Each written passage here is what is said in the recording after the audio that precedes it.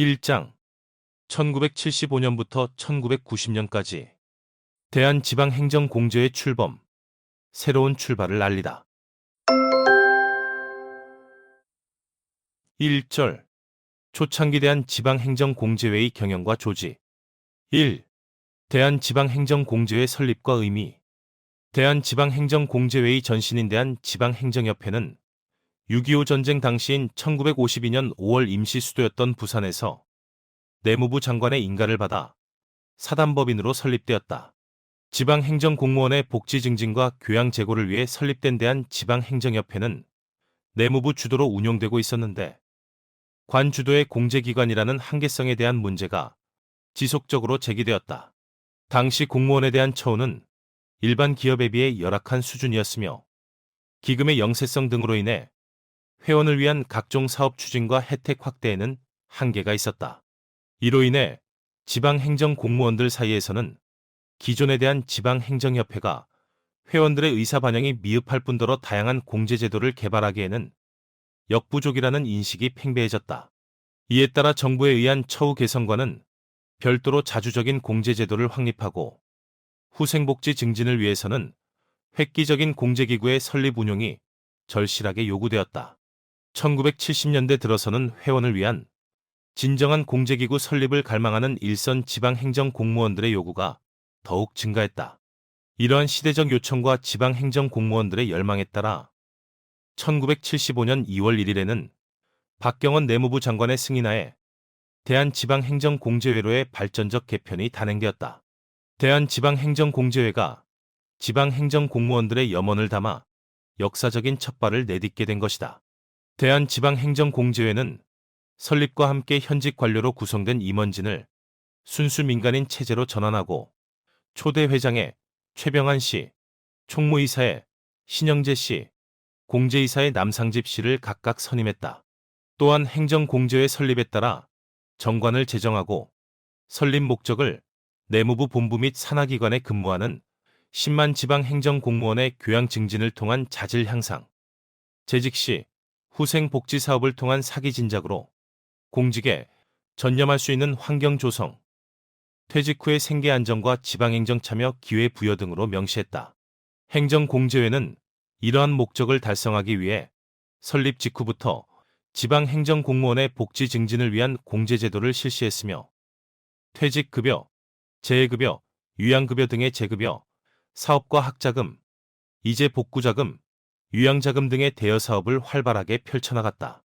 또한 지방행정지와 도시문제지를 대폭 개편하여 정부 및 내무행정 정책을 적극적으로 홍보하고 행정실무 집행의 지침서로 활용할 수 있도록 구성했으며 중앙과 지방 간의 유대를 강화하기 위한 매개체 역할을 강화했다. 한편 지방행정공무원에게 실질적인 복지 혜택이 돌아가도록 하기 위해 행정공제회가 수행해야 할 가장 시급한 과제는 수익 사업을 통해 재원을 조성하는 일이었다. 그러나 행정공제회가 출범할 당시에는 기금의 영세성과 제반 여건의 미비로 인해 도서발간, 주식 투자 등 일부 사업을 제외하고는 본격적인 사업을 추진하기 어려운 형편이었다. 다만 다음과 같은 사업을 추진하기 위해 재원 조성 및 사업 시행을 검토하는 등 열악한 경영 환경을 극복하기 위해 지속적인 노력을 기울여 나갔다. 당시 검토되었던 수익 사업으로는 도시계획용역 설계 사업, 지방행정 관계도서 기자재 알선 사업, 무주택 회원의 주택 건설 및 분양 사업, 부동산 임대 사업, 관련 업체에 대한 출자 및 주식 투자, 장기성 정기예금 이상의 수익이 기대되는 사업, 각급 지방행정기관에서 위탁할 수 있는 각종 사업 등이 있었다. 또한 설립 당시 구상 중이었던 복지사업에는 회원 복지시설 운영, 지방행정회관 건립, 각종 시설 할인 이용 등이 있었으며 각종 시설의 할인 이용 사업은 본 궤도에 올라 있었다. 이 밖에도 지방행정 발전에 기여하기 위해 지방행정연수대회를 개최하고 회원 소양고사 실시를 적극 지원했다. 2. 조직체계 및 재규정 재개정. 행정공제회 설립 당시의 조직체계를 의결기구와 집행기구로 나누어 살펴보면 우선 의결기구에는 대의원회와 운영위원회가 있었다. 대의원회는 정관의 변경, 회장 및 감사의 선출, 각종 사업의 기본 계획 및 예산안 심의, 결산의 승인, 기타 회장 또는 운영위원회가 부의하는 사항 등을 의결하는 행정공제회 최고의 의결기구이다. 설립 당시 대의원은 내무부 지방국장, 지방행정담당관, 지방재정담당관, 새마을 담당관, 부산시 및 각 도 내무국장 등으로 구성되었다. 운영위원회는 재규정의 재개정 또는 폐지, 사업 운영에 관한 세부 계획, 대의원회에 부의할 사항, 대의원회에서 위임된 사항, 기타 회장이 부의하는 사항을 의결하는 기구이다. 설립 당시 운영위원회는 내무부 지방국 지방행정담당관, 지방국 각 과장 및 총무과장, 기획관리실 기획담당관으로 구성되었다. 행정공제회 설립 당시 집행기구를 보면 회장을 필두로 공제이사, 총무이사, 감사를 두었으며 감사는 비상임으로 지방국 행정과장이 맡았다. 실무조직으로는 사무국장 산하의 총무부, 발감부, 수납부, 급여부를 두었다. 일반 직원은 1급 이하 12명으로 구성되었으며 총 임직원 수는 16명이었다. 이후 행정공제회의 사업이 점차 자리를 잡아가기 시작함에 따라 1981년 10월 1일에는 사무직, 기능직 고용원의 직종과 정원을 현실에 맞게 조정했으며 회원의 후생복지를 위한 사업개발의 필요성이 대두됨에 따라 사업부를 신설했다. 1984년 8월 1일에는 기획관리실을 신설하고 종합조정기능을 수행하도록 했으며 사업부를 폐지하여 운영에 내실을 기했다. 이듬해인 1985년 3월 13일에는 행정공제회가 발간하고 있는 지방행정, 도시문제지를 강화하기 위해 편집실장제를 도입하고 두 교양지의 편집 및 발간을 총괄하도록 했다. 한편 행정공제회의 설립과 함께 제정된 정관은 전문 11장 46조, 부칙 1조로 구성되어 있었다. 정관에는 행정공제회의 명칭과 설립 목적, 회원의 가입 자격과 권리 의무, 조직의 구성 및 기능, 각종 사업 운영 등에 대한 내용을 명시했다. 이후 행정공제회는 공제사업 기능의 확대, 업무의 효율적 추진 및 운영상의 미비점 등을 보완 정비하기 위해 지속적으로 정관을 개정해 나갔다. 1970에서 1980년대의 정관 개정 사항을 요약하면 다음과 같다. 또한 행정공제회는 정관 제12조의 규정에 따라 운영위원회 13명의 심의와 대의원회 14명의 의결을 거쳐 행정공제회 운영에 필요한 각종 규정을 다음과 같이 제정 시행했다. 이후 공제사업의 활성화와 조직 운영에 관한 제도의 필요성이 크게 부각되면서 규정의 재개정 작업도 활발하게 진행되었다. 3. 예산 회계 관리의 변화.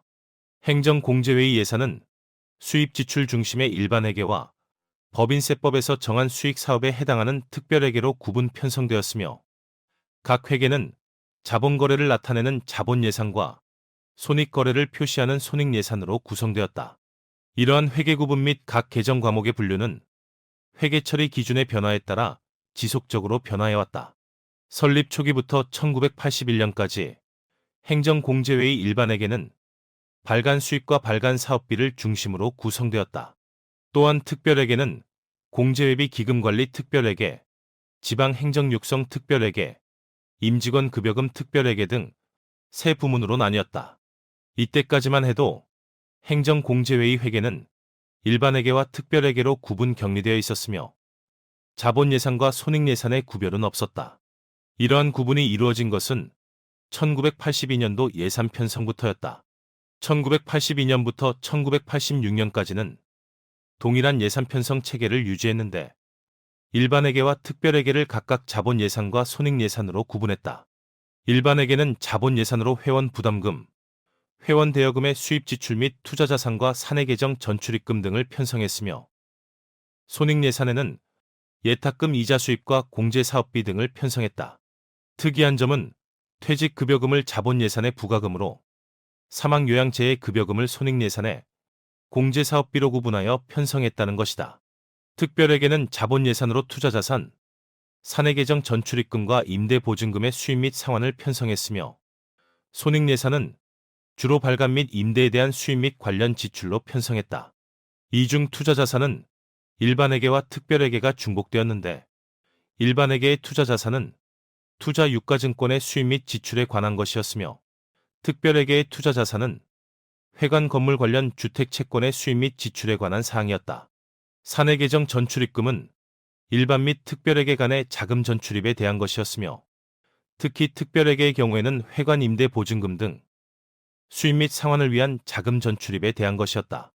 특별회계는 1987년부터 기금관리 특별회계와 수익사업 특별회계로 구분되었다.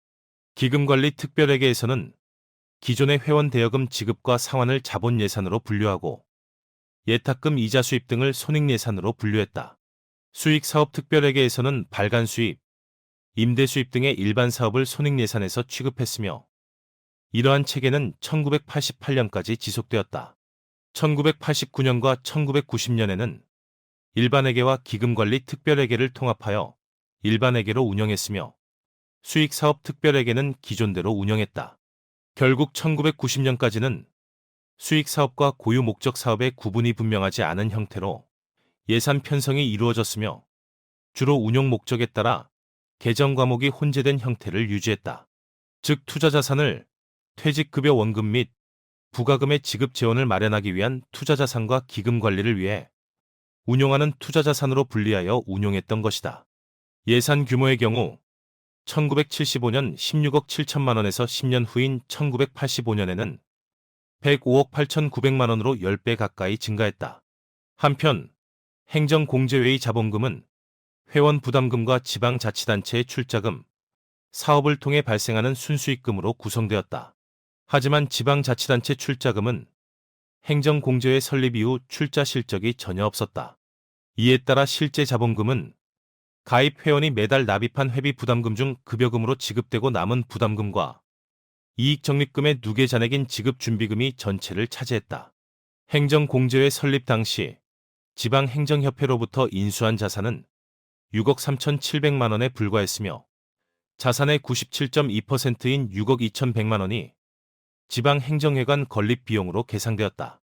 그러나 1980년에는 1구자당 200원에서 500원으로 인상하고 상한구자 수도 50구자까지 확대하는 등 대대적인 증자 운동을 실시하여 회원 부담금이 확대되었으며 자본은 20억 원으로 크게 증가했다. 이후 평균 자산은 매년 기하급수적으로 늘어나 설립 7년 만인 1982년에는 116억 3천만 원을 기록했으며 1989년에는 총 자산 규모가 1,000억 원을 넘어 1,241억 3,700만 원을 기록했다. 이와 함께 수익사업의 호조로 인한 지급준비금 증가와 임대보증금 인상으로 인한 보증금 증가로 부채도 함께 증가했다. 부채는 회원급여금 지급을 위한 지급준비금이 대부분을 차지하고 있었으나 연도별 이익 규모에 따라 구성비는 차이가 심한 편이었다. 행정공제회 설립 당시인 1975년도의 지급준비금은 1억 3,900만 원으로 전체 예산의 13.9%를 차지했으며 1980년도에는 27억 9천만 원으로 52.7%를 차지했다. 그러나 1985년도에는 93억 1,500만 원으로 전체 예산의 31.2%를 차지하며 하향 곡선을 그렸다. 한편 회관임대 보증금 수입인 유동부채는 보증금 인상으로 어느 정도 증가했으나 자산에서 차지하는 비중은 미미했다. 1981년도 유동부채는 2억 6,600만 원으로 전체 자산의 3.3%를 차지했으며 자산 증가 속도가 빨라지면서 비중은 점차 줄어들었다. 이와 같이 부채의 대부분은 회원 급여 사업을 위한 지급준비금이 주종을 이루고 있었으며 지급준비금은 수익사업 실적에 따라 크게 좌우되었다. 4. 지방행정인의 수권, 지방행정회관 건립, 행정공제회의 전신인대한 지방행정협회는 1973년 1월 지방재무협회 및 한국도시행정협회를 흡수 통합하고 1974년 4월 사무실을 서울시 중구수표동 중앙청소년회관에서 서울시 종로구 내자동 무궁화회관으로 이전했다. 1975년 2월에는 대한지방행정공제회로 기구를 개편하고 순수 민간단체로 출범하면서 본격적으로 회원 복지 사업을 위한 기금 조성에 박차를 가했다. 한편 지방행정회관 건립을 추진하고 있던 행정공제회는 기금 조성과 보다 넓은 부지 확보를 위해 대한지방행정협회 시절인 1970년 매입한 여의도 부지를 1976년에 공개 경쟁 입찰을 통해 매각했다. 이어 1979년 10월에는 여의도 부지 매각 대금 등의 기금 및 시도 출자금을 재원으로 마포구 공덕동 234-2번지에 소재한 총 3,249평의 부지를 12억 2,500만 원에 매입했다. 이후 공개 경쟁 입찰을 통해 삼부토건을 시공자로 공간연구소를 설계자로 선정하고 1980년 5월 30일에는 지방행정회관 기공식을 개최하고 경기도 교육원 건설사업소의 감독하에 공사에 들어갔다. 이후 건립공사를 시작한 지 1년 6개월 만인 1981년 12월 16일 지방행정인의 염원인 지방행정회관 준공식을 개최했다. 지방행정회관 건립에는 사업비 48억 5천만 원이 소요되었다. 철근 콘크리트 구조의 신축회관은 연건평 2,948평에 지하 2층, 지상 10층 규모로 건립되었다. 외벽을 적벽돌로 마감하여 중후한 느낌을 살렸으며 건물 내부는 오픈 설계로 미적 감각을 더했다. 지하 1, 2층에는 내무부 충무시설, 1에서 3층에는 본회 사무실 및 각 시도 연락사무소를 두었고 4에서 10층은 사무실을 임대하여 한국지방재정공제회, 한국지방행정연구원, 지방자치경영협회 등 지방행정 관련 산하단체가 입주했다. 2절 설립 초기의 사업과 활동 1. 초창기의 대여사업 설립 당시 행정공제회의 대여사업에는 학자금 대여, 이재 복구자금 대여가 있었으며 1977년 1월 1일부터는 유양자금 대여, 1983년 11월 12일에는 생활안정자금 대여 사업을 시작했다. 학자금 대여는 회원 및 회원 자녀의 학교 입학금, 등록금 납부 시 경제적인 부담을 경감하기 위해 장기저리로 학자금을 대여해주는 제도이다. 학자금 대여 사업의 연도별 지급 실적을 보면 대여 한도가 늘어난 1980년부터 급격히 증가하기 시작했으며 많은 회원들로부터 전폭적인 지지를 받았다. 하지만 1983년 11월부터 생활안정자금 대여 제도가 실시되면서부터 현저히 줄어들기 시작했으며 1988년 이후에는 명맥만 유지되었다. 이제 복구자금 대여는 회원이 전가제를 소유실할 경우 회원에게 무상으로 지급하는 재해급여 외에 별도의 자금을 대여함으로써 회원의 후생복지를 증진하기 위해 마련된 제도이다. 행정공제회 설립 당시 이재 복구자금 대여 금액은 10만 원이었으나 물가 상승과 대여 실적 저조 등을 감안하여 1983년 11월 12일에는 대여 금액을 100만 원으로 상향 조정했으며 1988년 2월 1일부터는 대여 금액을 100만 원과 300만 원 두 가지로 나눠 시행했다. 유양자금 대여는 회원의 후생복지 증진을 위해 행정공제회 설립 2년 후인 1977년 1월 1일 신설되었다. 이 제도는 회원의 직계존 비속 및 회원이 실제 부양하는 반계존 비속이 유양 시 별도의 자금을 대여해주는 제도이다. 하지만 요양자금 대여 사업은 1977년부터 1986년 사이에 지급 실적이 14건 135만 원에 그치는 등 회원의 이용 실적이 저조했다. 이는 유양을 받는 회원이 비교적 의료 수가가 낮은 의료보험 혜택과 무상으로 지급되는 요양급여금 수혜를 받았기 때문이다. 이에 따라 행정공제회는 1986년 2월 13일 정관을 개정하여 해당 제도를 폐지했다. 생활안정자금 대여는 행정공제회의 설립 목적인 회원의 생활안정과 복지 증진을 위해 1983년 11월 12일 신설되었다. 이 제도는 향후 행정공제회가 시행하는 각종 회원 대여 제도의 주축을 이루면서 행정공제회 자산의 많은 부분을 차지했으며 타 금융기관에 비해 현저히 낮은 금리로 회원들의 복지 증진의 이익을 담당했다. 생활안정자금은 1983년 시행 이후 행정공제회의 대표적인 대여제도로 자리매김할 만큼 금액과 이율 등에서 많은 변화를 겪었다. 신설 당시에는 대여 금액을 100만 원 기준으로 지급했으나 1988년 2월 1일부터는 물가 상승 등 회원들의 의견을 수렴하여 대여 금액을 300만 원으로 상향하고 100만 원과 300만 원으로 구분하여 대여를 시행했다. 한편 재대여금의 대여율은 행정공제회 설립 당시 연 18%로 규정하여 고정금리로 대출했다.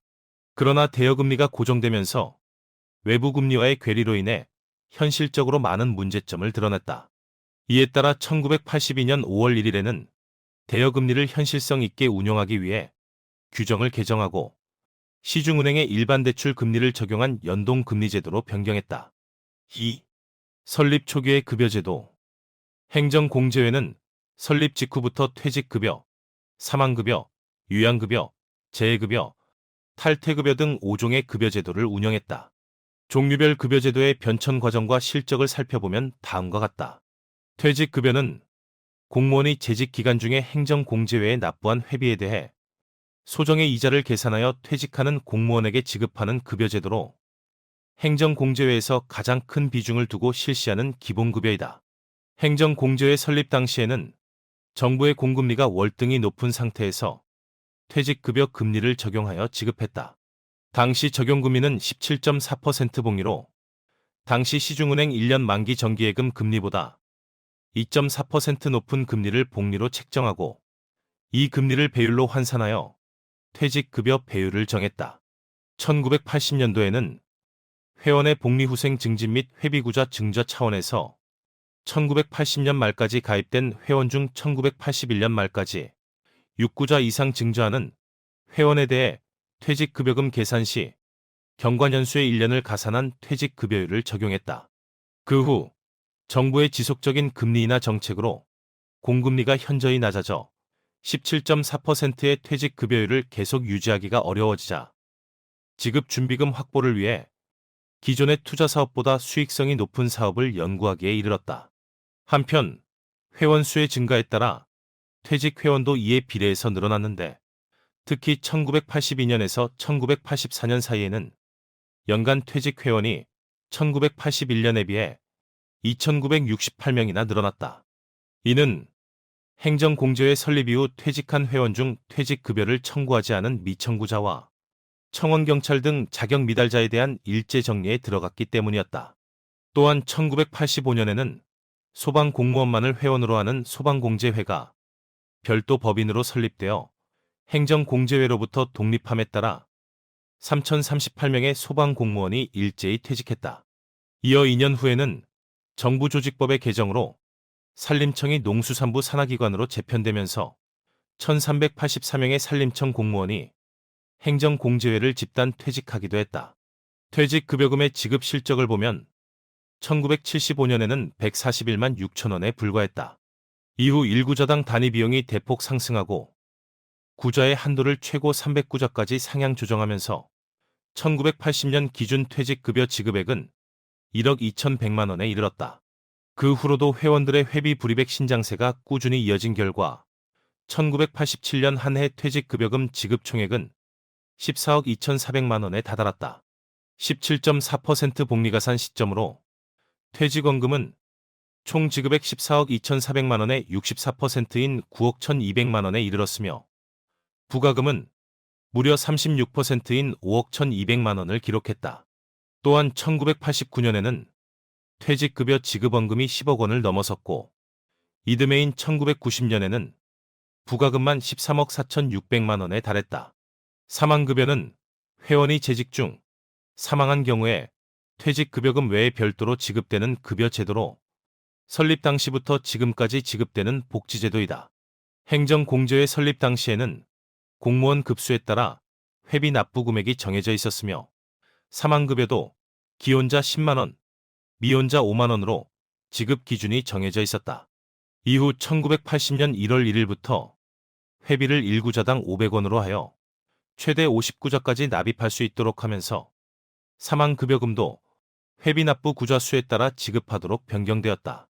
1978년 5월 13일에는 사망급여금 지급 기준을 변경하여 순직 사망과 일반 사망을 구분했는데 순직 사망인 경우 기존 급여액의 2분의 1을 가산하여 지급했다. 또한 요양급여금을 받은 회원이 그 급여를 받은 날로부터 3개월 이내에 사망했을 경우에는 급여액의 2분의 1을 감하여 지급하도록 급여금 지급 기준을 변경했다. 이로부터 2년 후인 1980년 1월 1일에는 회비 납부 규정을 개정하여 1구좌당 500원, 최고 50구좌까지 납부하도록 변경함에 따라 사망급여금도 회비 납부 구좌 수에 따라 지급하도록 급여금 지급 기준을 변경했다. 요양급여는 회원이 장기간 치료를 하는 경우에 무상으로 급여금을 지급하는 복지후생제도이다. 행정공제의 설립 당시에는 치료기간에 따라 요양급여금을 차등 지급했으나 1978년 5월 13일부터는 치료기간을 입원기간으로 변경하고 공상인 경우와 일반 요양인 경우를 구분하여 지급하도록 지급 기준을 변경했다. 1980년 1월 1일에는 회비납부 구조가 변경됨에 따라 요양급여 지급 기준을 변경하고 회비납부 구조 수에 따라 지급하되 공상인 경우에는 급여금의 2분의 1을 가산하여 지급하도록 했다. 이때 재택 또는 약물에 의한 통원 치료는 급여 대상에서 제외함으로써 그동안의 논란을 불식시켰다. 이어 1982년 10월 1일에는 교통사고를 당한 경우 보험회사에서 보험금이 지급되는 점을 감안하여 요양급여 대상에서 제외시켰으며 만성지병으로 동일 회원이 입원할 때마다 급여금을 청구하여 수혜가 편중되는 폐단을 막기 위해 동일 병명으로는 2년 내 요양급여금을 재차 청구할 수 없도록 했다. 또한 신규 가입 회원은 6개월 이내에 요양급여금을 청구할 수 없도록 규정을 강화했다. 요양급여금은 회원 수의 증가와 정관 개정에 따른 구자의 증자에 따라 매년 증가했다. 1981년과 1982년의 요양급여 지급 실적은 1980년 이전에 비해 현저히 증가했는데 이는 1980년 요양급여 지급 기준이 입원 기간에 따른 정액 지급에서 회비 구좌 수에 따른 차등 지급으로 변경되었기 때문이다. 요양급여금 지급액의 증가는 회원들에게 요양급여금 제도를 널리 알리는 계기가 되었으며 1988년도에는 요양급여금 지급액이 1억 원을 넘어섰다. 재해급여는 회원이 불의의 재난으로 전가제를 소유실한 경우에 무상으로 급여금을 지급하는 후생급여제도이다. 행정공제의 설립 당시에는 재해급여를 일률적으로 일정액을 지급했으나 1980년 1월 1일부터 회비납부 구조가 변경됨에 따라 재해급여금도 회비납부 구조 수에 따라 지급하도록 급여금 지급 기준을 변경했다. 이 밖에도 탈퇴급여는 회원이 퇴직 이외의 사유로 탈퇴하는 경우 지급되는 급여로 회원 탈퇴를 방지하기 위해 납부한 회비의 원금만 지급했다. 3. 기금의 효율적 운용을 위한 투자사업. 행정공제회의 자산운용은 회원 부담금에 대한 지급준비금 확보와 복리후생제도의 충실한 수행을 위해 안정성의 바탕을 둔 최고 수익 달성을 기조로 삼고 있다. 이러한 목표를 달성하기 위해 행정공제회는 보다 알찬 수익 사업과 효율적인 금융자산 운용, 유망 신규 사업 개발 등을 통한 수익의 극대화에 주력했다. 행정공제회는 임대사업, 부동산 개발 사업 등 각종 사업을 시행하고 있었다. 하지만 설립 초기에는 회원에 대한 급여율을 상회하는 단기적인 수익 실적을 거두기 위해 비교적 투자가 용이한 유가증권의 자산의 대부분을 투자했다. 행정공제회의 유가증권 투자액은 설립 당시 약 8억 8천만 원에서 1985년 203억 원, 1990년 1307억 원으로 급격하게 증가했으며 자산에서 차지하는 비중도 컸다. 설립 초기의 유가증권 투자 대상은 개발 신탁에 편중되어 있었으나 점차 수익성이 높고 안정적인 국공사채의 비중을 늘려 자산 증식의 효율성을 도모했다. 이후 정부의 증권시장 육성 정책에 따라 자본시장 관리 체계가 개편되고 기업의 직접 금융 자본 조달 체계가 갖춰졌다. 이에 따라 행정공제회는 수익률이 양호한 국공사채와 대형 우량주를 중심으로 유가증권 투자 대상을 다변화하고 그 규모 또한 점차 늘려나갔으며 유가증권 투자는 행정공제회 수익 사업의 핵심적인 위치를 차지하게 되었다. 유가증권 투자는 크게 주식, 채권, 수익증권, 단기금융 등으로 이루어졌다. 1976년 12월에는 증권거래법의 전면 개정으로 증권관리위원회와 증권감독원이 신설되는 등 증권관리체제가 확립되고 국내 경제의 고도 성장과 함께 자본시장이 크게 활성화되었다. 이러한 환경 속에서 증권시장의 도약기인 1975에서 1980년 사이에는 행정공제회의 주식투자 비중도 점차 증가하여 1억 800만 원의 수익을 거뒀다. 그러나 1979년 제2차 석유파동과 11.6 사태 이후의 사회불안으로 점차 금융자산에서 주식 비중을 축소하고 안정적인 수입이 보장되는 국공채 비중을 높여나갔다. 1970년대 후반기의 경기 침체와 정치 사회적 불안으로 국내 증시는 1983년까지 장기적인 경기 침체 국면으로 접어들었다.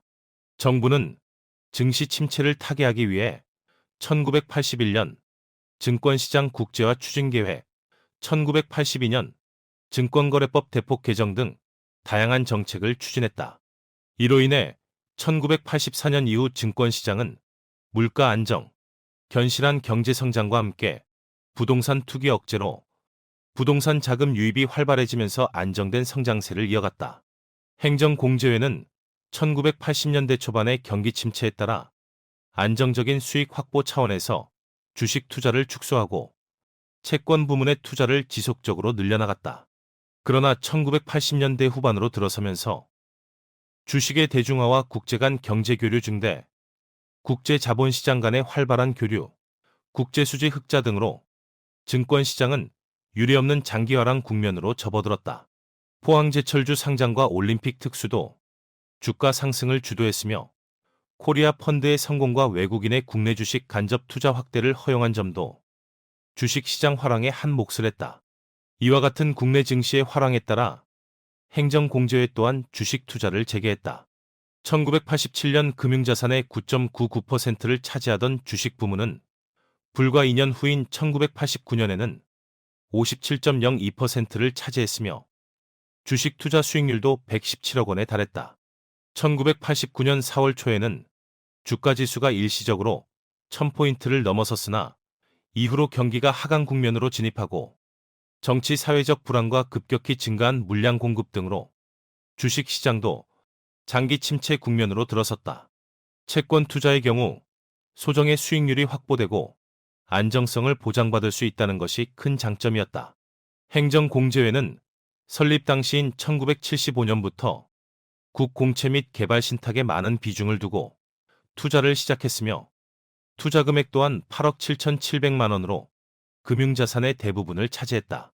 이후 1978년까지 채권 투자 위주의 투자 사업을 전개했으며 1982에서 1983년 사이에는 회사채의 투자 비중이 약간 증가하기도 했으나 안정성 위주의 투자 방침에 따라 1985년까지는 국공채 및 개발 신탁의 비중이 대부분을 차지했다. 1986년 이후에는 회사채 투자를 점차 늘리다가 주식시장이 화랑기를 맞이하면서 주식 투자 비중을 대폭 확대했다. 그러나 1989년을 고비로 주식시장이 침체 국면으로 들어서자 다시 국공사채 부문의 투자를 늘려나갔다.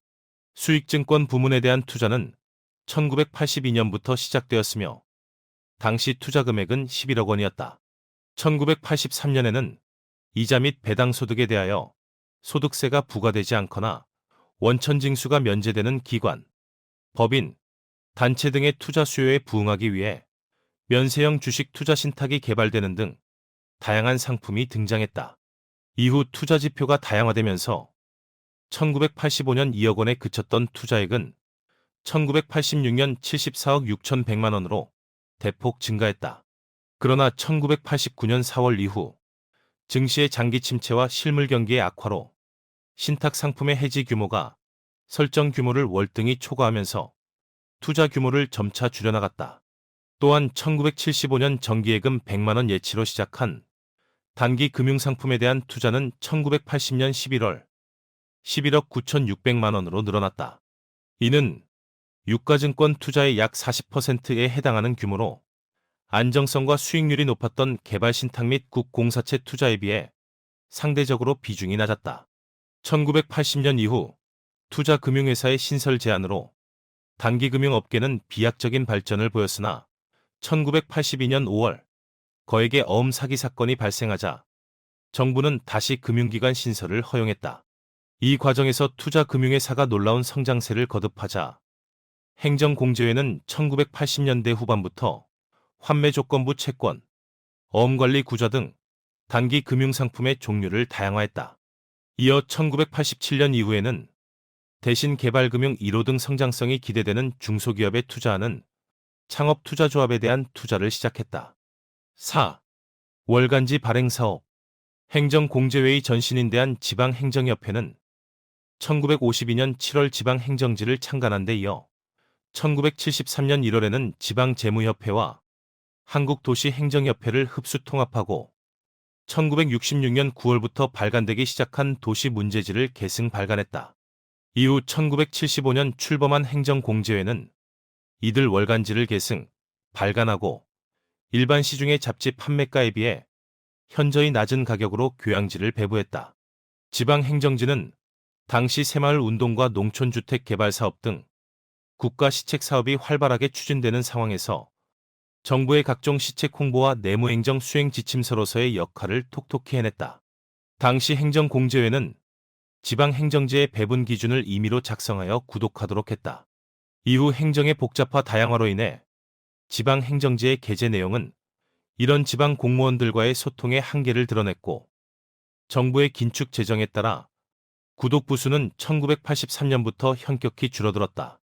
특히 정부가 제로 베이스 버짓 예산 운용 방식을 도입한 1984년도에는 구독 부수가 4만 4천여 부로 전년도 대비 3만 3천여 부가 줄어들었다. 1990년대 들어서도 소폭이나마 감소세가 지속되었는데 이는 다양한 홍보 매체 발달과 함께 지방행정지도 타 잡지와의 차별화를 시도해야 할 시점이 되었다는 것을 반증하는 것이었다. 도시문제지는 급격한 도시화로 인해 빚어진 문제들을 해결하는 지침서로서의 역할을 자임하며 외부 고정 독자를 확보해 나갔다. 구독 부수 또한 꾸준히 증가하여 1980년대 초반에는 1만 5천에서 1만 8천 부의 판매 실적을 나타냈으나 1990년부터 1991년까지 2년여 동안 지방행정지와 통합 발간되는 우여곡절을 겪기도 했다. 한편 1982년 4월에 창간된 월간 지방재정지는 지방행정의 수행이 지방재정의 뒷받침 없이는 불가능한 상황에서 지방재정 수요 해결과 이에 따른 지방재정 확충 방안을 소개했다. 그 후 3년 만인 1985년부터는 개간으로 발간되었으며 매년 1만 5천에서 1만 6천 부가 발행되었던 지방재정지는 통권 56호가 발행된 1992년 봄호를 마지막으로 행정공제회에서 한국지방재정공제회로 이관되어 발행되었다. 5. 문화사업 및 관련 단체 지원사업 행정공제회는 회원인 지방행정공무원들의 예능 개발과 정서 함양을 위해 1977년 12월 지방행정공무원 서화전을 처음으로 개최했다. 당시에는 응모부문이 서예로 한정되어 있었으며 첫 회에는 병풍, 가리개 등 총 68점의 작품이 접수되었다. 심사위원은 국전심사위원을 위촉하여 공정한 심사를 실시함으로써 대회의 권위와 격을 갖췄다. 이후 3회째인 1979년부터는 서예 부문과 그림 부문으로 응모의 폭을 넓혔으며 제17회부터는 사진 부문을 추가하여 서화전을 미술전으로 확대 발전시켰다.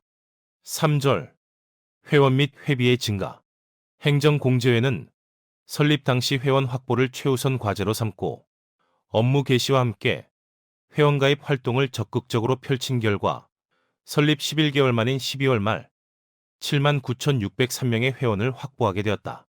이듬해인 1976년에는 지방공무원의 전원 회원가입이라는 기치를 내세우고 회원 유치를 적극적으로 추진한 결과 회원 수가 7,354명 증가한 총 8만 6,957명에 이르는 성과를 거뒀다. 설립 당시의 행정공제회 정관에 따르면 행정공제회 회원은 시도, 시군구, 읍면동과 출장소 및 사업소와 내무부 본부에 근무하는 일반직 및 별정직 공무원으로 정해져 있었다. 1977년 1월 1일에는 정관을 일부 개정하고 회원 자격을 확대하여 내무부 직속 기관인 산림청, 이북 5도위원회, 지방행정연수원에 근무하는 공무원도 포함시켰다. 그 결과 1977년에는 총 회원 수가 무려 9만 2,279명에 이르렀다. 이듬해인 1978년 5월 13일에는 회원복지 향상을 위해 다시 정관을 개정했다. 당시 개정에서는 사망급여 기준의 단서 조항을 두어 순직한 회원에 대한 지급액에 급여금의 2분의 1을 가산하고 유양위로금을 받은 회원이 그 급여를 지급받은 날로부터 3개월 이내에 사망하였을 때에는 지급액의 2분의 1을 감액했다. 요양위로금은 공상인 경우와 일반 요양인 경우를 구분하고 공상의 경우에는 요양가료일을 재조정하여 회원의 복지 혜택을 확대했다. 그 결과 1979년 말에는 전년도에 비해 6,684명이 증가한 10만 453명의 회원을 확보함으로써 회원 수는 10만 명대를 돌파했다. 특히 1980년 5월 8일에 실시한 제4차 정관 개정 시 제4조의 회원 자격을 일반 회원, 특별 회원으로 구분했으며 시도에서 지방행정회관 건립기금을 출자한 날에 그 자격을 취득하게 하는 기관 특별회원을 신설했다. 이후 회원의 증가 추세는 꾸준히 이어져 1985년에는 13만 5,259명, 1988년에는 14만 8,244명으로 늘어났다. 회원의 증가와 함께 회비 또한 급격히 증가했다. 행정공제회는 설립과 동시에 전국적인 조직 기반 구축과 운영 지원 확보를 위해 4급 이하의 회원은 200원, 3급 이상은 300원으로 책정하고 회원을 모집했다. 그 결과 설립 첫 해에는 회원 수 7만 9,603명에 회비 1억 9,059만 9천원의 기금을 조성했다. 하지만 이 정도의 규모로는 회원들에게 실질적인 노후 생활을 보장하기 어려웠으며 행정공제회의 안정적인 경영 기반을 조성하기에도 부족한 실정이었다. 이에 따라 1979년 12월 26일에는 정관을 개정하여 1구자를 500원으로 상향하고 가입 구자 상한선도 50구자까지 확대했다. 또한 회비 규모를 확대하기 위해 기존의 직급별 회비 납부 체계를 변경하여 직급에 관계없이 자유롭게 증자할 수 있도록 함으로써 회원의 회비 참여 폭을 넓혔다.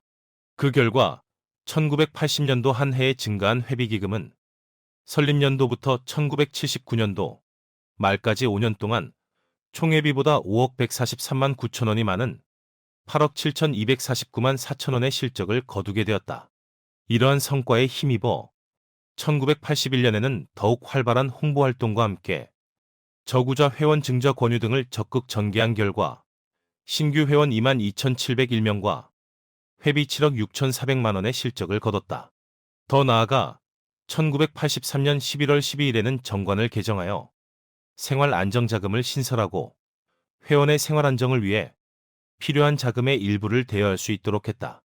그 결과 1984년 회비 수입이 8억 4,800만 원이 증가하는 등 회비는 꾸준한 증가 추세를 나타냈다. 4절 전산 시스템 도입과 전산 업무의 발전.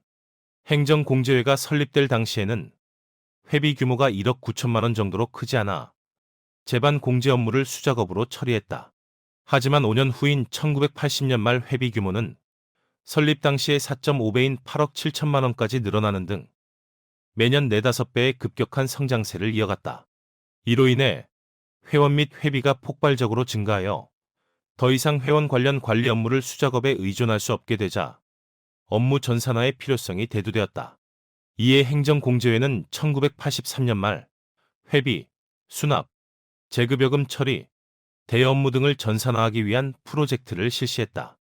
이어 1984년 2월에는 용역업체의 주 전산기와 연결된 단말장치 2조를 설치했으며 기획실에 한 명의 전산 요원을 두고 회원 관련 업무를 전산으로 처리하기 시작했다. 이후 전산 업무는 회원 업무뿐만 아니라 일반 경영관리 분야까지 확대되어 1988년 2월에는 초소형급 유닉스 시스템인 금성 GS8000 마이크로 컴퓨터 시스템을 도입했다. 컴퓨터 시스템 도입에 따라 기본적인 사무관리 업무에 대한 전산 개발을 추진하고 임직원 급여, 기금 운용, 주차, 임대 업무 등을 전산으로 처리했다.